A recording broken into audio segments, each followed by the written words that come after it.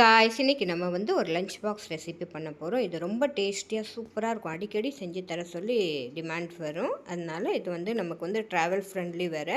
Travel பண்ணும்போது டக்குன்னு செஞ்சு எடுத்துகிட்டு போகலாம். ரொம்ப டேஸ்ட் அண்ட் பெஸ்ட்டு ரெசிபி. இதுக்கு வந்து கடாயில் 2 கரண்டி ஆயில் விட்டு சூடு பண்ணதுக்கப்புறம் ஒரு 2 டீஸ்பூன் உளுந்து, 1 டீஸ்பூன் கடலைப்பருப்பு, 1 டீஸ்பூன் கொத்தமல்லி வேறு, அரை டீஸ்பூன் சோம்பு, 4-5 காஷ்மீரி ரெட் சில்லி தான், காஷ்மீரி ரெட் சில்லி இல்லாட்டி சாதா ரெட் சில்லி போட்டு இது நல்லா பொன்னிறமாக ஆனதுக்கப்புறம் அதை நல்லா ஆற வச்சு இந்த மாதிரி பொடி பண்ணிக்கோங்க. இப்போ கடாயில் மறுபடியும் 2 கரண்டி ஆயில் விட்டு அதே டைமில் 1 டேபிள் ஸ்பூன் பட்டர் விட்டுக்கோங்க. நான் அப்புறமா விட்டுறேன்.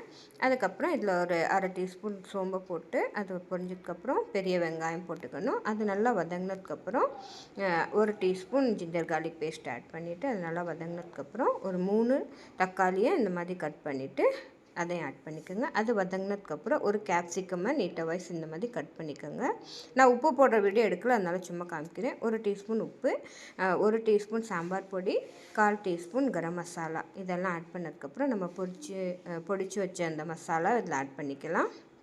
இதை ஒரு கொஞ்சம் நல்லா மிக்ஸ் பண்ணதுக்கப்புறம் 2 டம்ளர் ரைஸ் நம்ம வேக வச்சு இதில் ஆட் பண்ணிட்டோன்னா சூப்பரான கேப்சிகம் ரைஸ் ரெடி.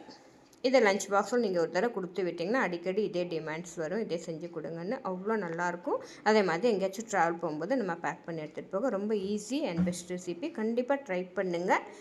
லைக் பண்ணுங்கள், ஷேர் பண்ணுங்கள், கமெண்ட் பண்ணுங்கள். ஓகே, பாய்.